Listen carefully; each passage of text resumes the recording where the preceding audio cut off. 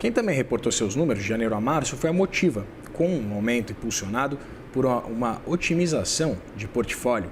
A companhia registrou um lucro líquido ajustado de 627 milhões de reais no período, um crescimento de 16,3% sobre o desempenho apurado um ano antes. A empresa de concessões de infraestrutura de transporte também apurou um EBITDA ajustado de 2 bilhões 240 milhões de reais, uma expansão de 9,3% na mesma base de comparação. A Motiva também teve uma receita líquida de 3 bilhões 333 milhões de reais, uma expansão de 5,7% na comparação com o primeiro TRI, o mesmo período do ano passado. Para a gente detalhar esses resultados da Motiva, a gente conversa agora com Rodrigo Araújo, diretor financeiro, CFO da empresa. Rodrigo, seja muito bem-vindo, é um prazer ter você aqui. Obrigado, Vitor. Bom dia, é um prazer estar aqui com vocês hoje de manhã. Muito bom dia. Rodrigo, eu queria começar perguntando sobre o lucro líquido ajustado de vocês. 627 milhões de reais, 14% acima do consenso de analistas. Eu queria entender o que a empresa atribui exatamente a esse bom resultado.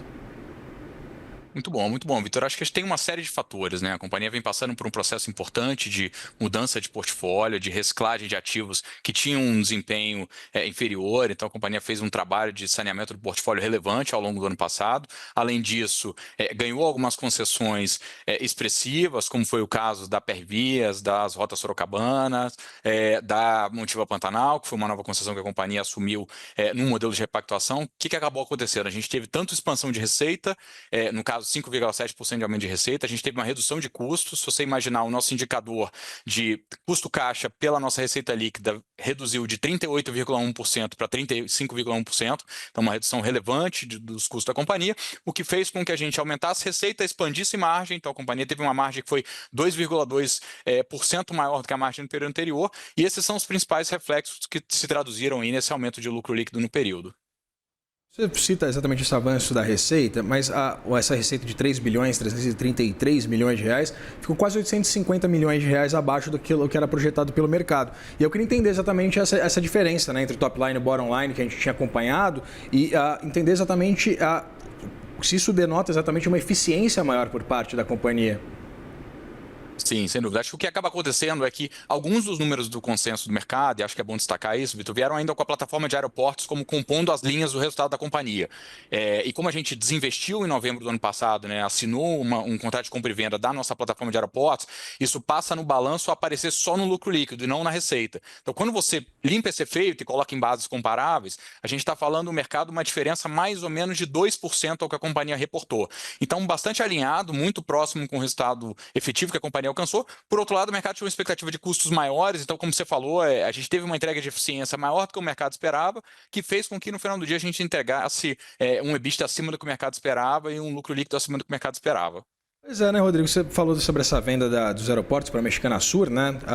Eu queria entender exatamente como essa venda, né, ela impacta os resultados trazidos hoje por você e, evidentemente, que tipo de mudança a gente deve acompanhar a partir dos próximos resultados, sem a gente contar com os números, né, referentes a essa operação de aeroportos. Então, a gente, a partir do momento que aconteceu a assinatura da transação, que foi em novembro do ano passado, a gente reclassifica essa operação de aeroportos para o que a gente chama de operações descontinuadas. Então, no balanço da companhia, aparece uma única linha antes do lucro líquido do que a gente chama de operações descontinuadas. Quando a gente olha para o desempenho da plataforma de aeroportos, a gente teve um crescimento de EBITDA da ordem de 5% no período e o lucro líquido mais ou menos em linha com o ano anterior. Então, em termos de efeitos, é um efeito muito pequeno em relação ao resultado da companhia. E o que acontece, né? Durante esse período entre a assinatura da transação e o encerramento da transação, a conclusão da transação, ela vai seguir sendo apresentada com operações continuadas.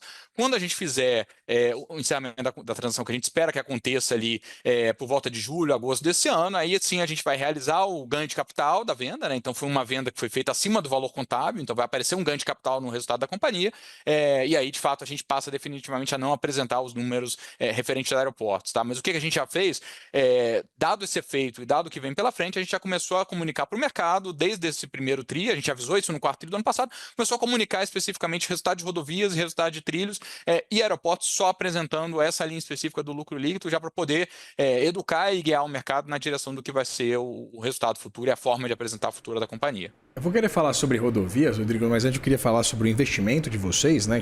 Cresceu 21,7%, quase 1,5 bilhão bilhão de reais, alavancagem estável. Eu queria entender exatamente até que nível esse nível de alavancagem, até que ponto esse nível de alavancagem de 3,6 vezes é confortável num ambiente que a gente tem uma Selic ainda bastante elevada, né? Boa, ótima pergunta, Vitor. Acho que o que acaba acontecendo, né? Quando a gente olha para o portfólio da Motiva, a gente precisa separar o que é a alavancagem no nível da holding, né? Da própria estrutura da Motiva e a alavancagem nos projetos, né? Quando a gente olha para os projetos, e aí projetos de infraestrutura como um todos, ele tem um ciclo de vida em que você tem investimentos muitas vezes no início do projeto, né? Você tem ali o CAPEX acontecendo no início do projeto e a captura da geração operacional de caixa, ela vem com o tempo, né? Então é natural que esses projetos de trilhos, de rodovias, quando estão no início da sua maturação, eles têm uma alavancagem maior que cai ao longo do tempo. Acho que a maior preocupação que a gente tem é o endividamento da holding, e aí a transação de venda de aeroportos é bastante importante nesse sentido, né? A gente tem uma dívida hoje na holding próxima de 7 bilhões de reais, que ela vem para cerca de 2 bilhões de reais, então tem uma redução expressiva da dívida no nível da holding, a gente começa a ficar num nível de dívida muito mais confortável. Então, assim, acho que é importante separar, apesar do número 3,6, né, para uma companhia operacional tradicional parecer um número elevado, para o negócio de infraestrutura, no ciclo de maturação dos projetos, isso é relativamente natural, tá? E o que acontece? A gente tem ativos que a gente ganhou recentemente em leilões, então, se você imaginar, a gente tem uma Rio-SP, que era a antiga Dutra, que está no processo de ramp-up ainda de investimento, a gente tem a PR Vias no Paraná, nossa Motiva Paraná, a gente tem a Motiva Pantanal, a gente tem Sorocabana, então são ativos que ainda estão no começo da vida útil, né? Então, esses ativos, eles naturalmente têm um ciclo de investimento no começo, e aí isso, a alavancagem naturalmente ela vai reduzir ao longo do tempo, então por isso que é um nível que a gente entende que é confortável. É claro que no ambiente de taxa de juros elevada, a gente está sempre olhando para isso, né? Uma variável importante para a gente, tanto é que fizemos um processo, como eu falei, de reciclagem de portfólio, de venda da plataforma de aeroportos, justamente para reduzir a alavancagem da companhia, mas assim, pós a execução dessa transação, a gente ainda tem outros projetos de reciclagem de capital para acontecer na companhia, mas a gente está num nível que é muito mais confortável e gerenciável para que a gente atinja aí a performance dos ativos que ainda estão em desenvolvimento, vamos dizer assim. Você fala sobre esse movimento, né, de uma modificação em relação ao portfólio, Rodrigo, que eu acho bastante relevante. A margem EBITDA de vocês de 67,3%, acredito eu, me corrija se eu estiver errado, é uma das mais altas, né, do setor de concessões. Eu queria entender quanto desse resultado ele seria estrutural, quanto seria pontual exatamente desse movimento de recomposição ou de revisão de portfólio. Boa pergunta. Quando a gente olha prospectivamente, a gente está com o portfólio já razoavelmente estabilizado, né? Então, em bases recorrentes, essa margem que a gente viu agora no primeiro trimestre tende a ser muito próxima do que a margem da companhia que ela vai rodar para frente, tá? Acho que tiveram alguns movimentos quando a gente olha do ano passado para esse ano, e aí essa variação importante de margem, tem dois efeitos importantes, né? Eram dois ativos que tinham um desempenho inferior, um deles era o ativo de Barcas, que era um ativo que gerava prejuízo, e o outro ativo era a antiga MS Vias, que virou a Motiva Pantanal, que passou por um processo de repactuação e hoje é um contrato que tem termos mais favoráveis, né? Então, essa margem que a companhia roda hoje, ela tende a ser a margem para frente. E aí eu acho que um ponto importante aqui, a companhia tem um desafio importante de eficiência que a gente se comprometeu. Hoje a gente está rodando, como eu falei, aquela relação entre custo-caixa e receita na ordem de 35%. A gente tem uma ambição de entregar 30% no ano de 2030 e 28% no ano de 2035. O que significa isso? Mais aplicação de tecnologia, mais eficiência e um portfólio com uma rentabilidade saudável, né? Então, acho que a combinação dessas coisas nos fará chegar nessas metas que a gente se comprometeu com o mercado. Então, a gente tem aí um desafio de eficiência adicional, mas, como eu falei, essa margem que a gente roda hoje já é um portfólio mais estabilizado em relação... Não vão ter grandes mudanças de portfólio nos próximos trimestres, como teve, por exemplo, de 2025 para cá. Tem ainda um olhar para novas concessões, novas ofertas, novos leilões promovidos pelos governos? Sem dúvida, sem dúvida. A gente tem agora em julho o leilão da Regis Bittencourt, né, que passou por um processo de repactuação também e é um ativo que nos interessa. É claro que as grandes conexões da logística brasileira ao estado de São Paulo no modal rodoviário nos interessam bastante. Lembrando que a gente já tem ativos importantes como a Rio SP, a gente tem que a gente chama de Minas SP, que era a antiga Fernão Dias, né, que então temos conexão com o Rio de Janeiro, conexão com Belo Horizonte. A Regis, por ser uma conexão com Curitiba, é uma conexão que claramente nos interessa, né? então é um ativo que o leilão vai acontecer agora no mês de julho. E também a gente tem, e aí sem uma data tão clara ainda de quando virão ao mercado, alguns ativos metroviários em São Paulo, como uma linha 1, linha 2, que são ativos que têm ali um alinhamento com a estratégia da companhia, um alinhamento que a companhia faz bem. Então, acho que esses são os principais aí vamos dizer assim, desse pipeline de curto prazo, os ativos que a companhia tem mais interesse e está olhando nesse curto prazo. Eu queria falar sobre o Free Flow, porque a gente viu o governo federal anunciando essa suspensão de cerca de 3 milhões de multas, né, do Free Flow, pelo menos até a eleição. Eu queria entender, a gente tem o Free Flow, esse sistema sendo implementado em algumas rodovias da Motiva.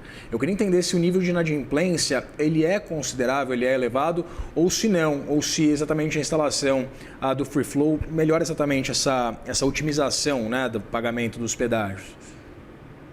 Não, sem dúvida. Acho que é interessante fazer uma rápida recapitulação nesse assunto. A companhia hoje ela roda num nível de recebimento em caixa, né, em dinheiro, na ordem de 5%, um pouco abaixo de 5%. Então, ao longo do tempo, a gente já veio fazendo um movimento importante de aumentar a cobrança com utilização de tags. Você passa hoje em qualquer praça da Motiva, você tem também ali o pagamento por aproximação, né, o que a gente chama de ATM. Então, assim, você já tem um nível substancial do que é recolhido já sem caixa. Isso traz segurança, isso traz redução de circulação de dinheiro, isso traz redução de acidente, porque é claro que pessoas na praça de pedágio é sempre um risco, né? É sempre um risco de acidente, então é algo que, além de trazer eficiência para a companhia, traz mais segurança e melhor gestão.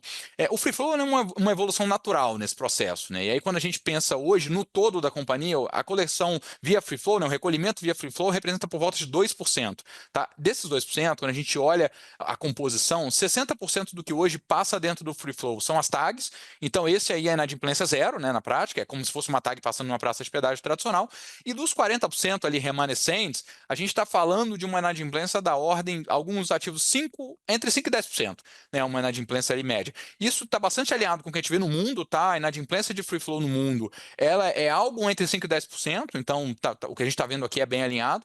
E acho um ponto importante aqui, Vitor, é que esse processo está acontecendo numa forma de uma evolução natural, né? Quando a gente olha para outros países, nos Estados Unidos, na Europa, isso já é uma realidade, né? Assim, a gente já tem a questão do Free Flow já há bastante tempo como uma realidade nesse país, e acho que tem uma série de benefícios aqui que a gente observa, né? Assim, primeiro, você tem uma melhora do tráfego, porque você, né, não tem mais aquele momento de parada na praça de pedágio, então você tem um fluxo melhor de veículos, você tem redução de acidentes, você tem redução de pegada de carbono, então, assim, pensando em transição energética, isso é extremamente importante, porque você sabe que quando o veículo tem aceleração e redução de velocidade, né, você tem um impacto no nível de emissões, então você reduz as emissões, e para o usuário, acho que é um ponto importante, né? Você tem o que a gente chama de justiça tarifária, né? O que acontece hoje? Quando você tem uma praça de pedágio tradicional, muitas vezes você tem trechos da rodovia em que um determinado usuário percorre um trecho que não tem praça de pedágio e não paga. Aí o usuário que passa na rodovia como um todo acaba meio que fazendo ali uma compensação, né? O Free Flow, ele é um mecanismo que no mundo inteiro ele é utilizado, é um mecanismo que mede por distância, né? Então você paga a sua tarifa ali,